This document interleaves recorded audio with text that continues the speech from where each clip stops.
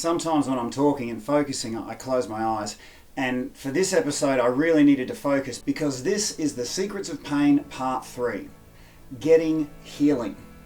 And there's one thing you're going to learn today that nobody's talking about, and it'll save you years of wasted time and frustration. And a year is a long time to be in pain.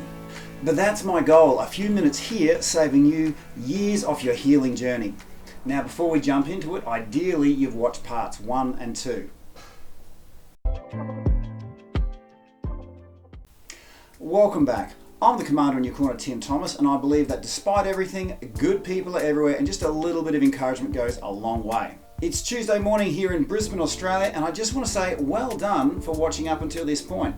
I'm so glad you're here on this really strange subject of pain. It's actually based on 18 to 20 years of different kinds of pain. 6 years in mixed martial arts, 6 years in the special forces, and 6 to 8 years in the veteran recovery space. So if you're watching this on your phone right now, tap the screen, make it big, because we're about to jump into some really important information. Here's some pain. That's me about to get hit in the face. I'm going to break down for you now the benefits of pain management in mixed martial arts, special forces, and veteran recovery. But if you want to skip forward to that one thing that you need to know, look in the description, you can press that and jump straight into it. Back in the 90s, it wasn't called mixed martial arts, it was called no rules fighting, and it was kind of underground. We fought in biker bars, but this was me learning how to successfully manage physical pain, but also maintain my physical boundaries.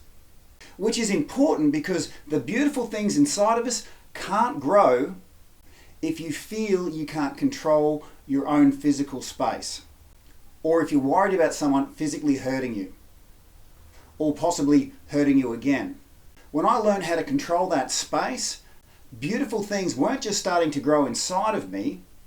Beautiful things, all the things that my heart desired, started coming to me. Here's me after my first international fight proposing to my wife. When people ask me, why did I propose from a boxing ring? I kind of say, honestly, it was the only ring I could afford. There was no money in the fight game back then, but I did notice it was bringing good things out of me, but also towards me. Beautiful things is such a strange thing to get after mastering your physicality.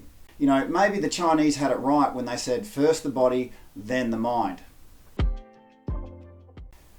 This is me in the special forces, and that was a whole new type of pain.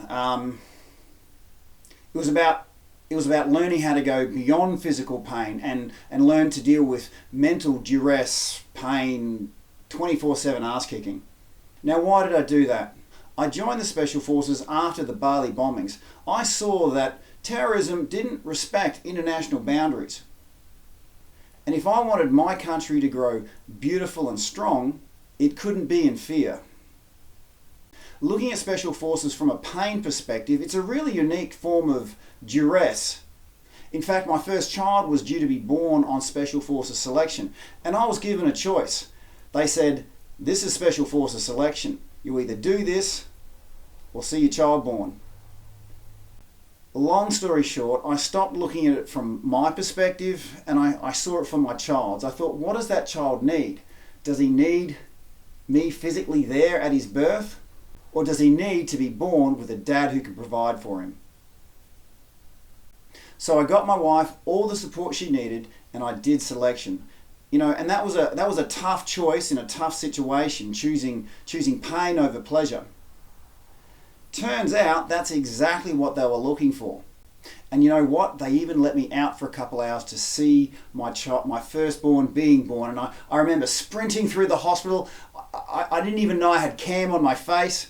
Someone actually took a photograph of it. And then I was straight back out into selection. Mastering physical and mental pain got me the job of my dreams, and it allowed me to provide for my family. But it did come at a cost. Some I could see, and some I was yet to fully realize. 6 to 8 years after that, it was a pain of a very different kind. It was actually dealing with injuries to my physical and mental state. It started with myself personally, and then I started helping other veterans. This was done through charity work, research foundations, and I began to discover the power of words. Hence this video. But here's the one thing you really need to know about your healing journey.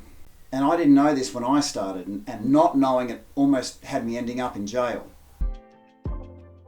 There's good news and bad news when it comes to your healing journey. The good news is that healing itself takes far less time than what you actually think.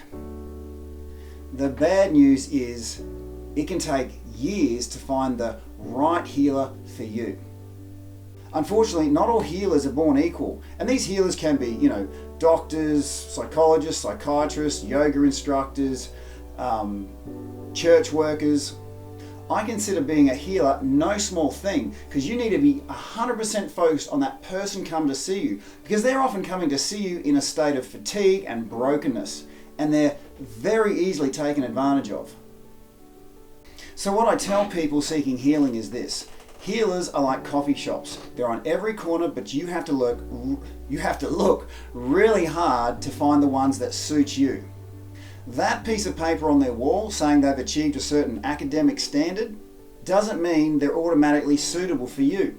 It just means they've got a certain amount of head knowledge in their own head, which is great for them, but until they can apply it to others, they're simply not healers.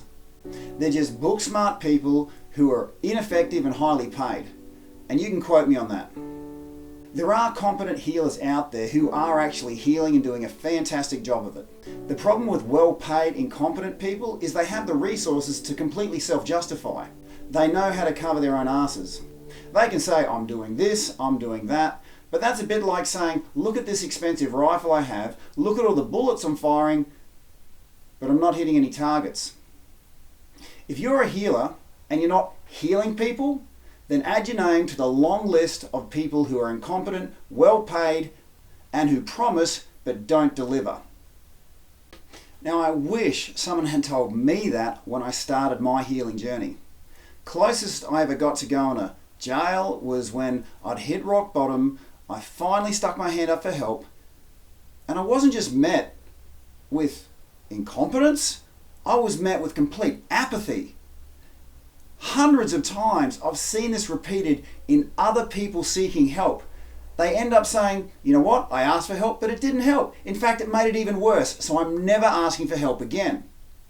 Now, I was going to share this destructive part of my story, but time's getting away on us today, so I'm going to put it as bonus footage in the next video. It kind of gets me a bit riled up when I talk about it, so I'm going to stay on path, and I want to give you some practical tips for the drive home. Okay, so whatever area you need healing in, allocate time to be in search mode. Keep reminding yourself that it's in the searching, not the healing, that's going to be the hardest and longest part of your journey. Ideally, get referrals for healers from people who have successfully managed to get through your part of the journey. Referrals from successful people are really important. The type of people who are where you want to be, because there's plenty of people who manage their pain unsuccessfully, they're full of advice, and they love company. So what does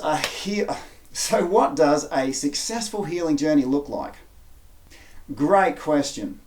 You're being successful in your healing when you're spending less energy on pain and more energy towards where you want to go, the things you want to achieve with your newly strengthened body and mind. That's the goal. Realizing that understanding pain and getting healing is what allows you to fully realize your dreams. Because I put it to you, what if you already had something inside of you that could change everything outside of you? Sounds like a good subject to write a book about? Well, I actually did. Fight, flight or feel. I'll put the link for this in the description of the video, but this video is not about book sales. There's enough content in this video to get you started.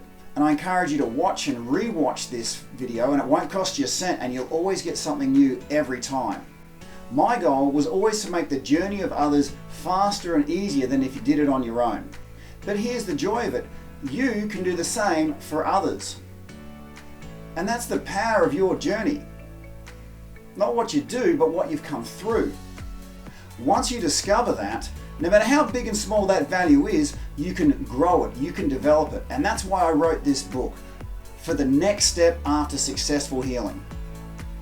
I'm the Commando in your corner, Tim Thomas, and I believe that good people are everywhere and a little bit of encouragement goes a long way. I want to show heartfelt gratitude for those people who have subscribed already. It really encourages me when I see people enjoying this channel and hitting subscribe. Have a cracking great day, enjoy the credits, and send me a comment. I always reply, and anyone who sends a comment right now will receive a free sample of my book, Fight, Flight or Feel. I'll chat to you in the comments, send me one, you'll get a free chapter.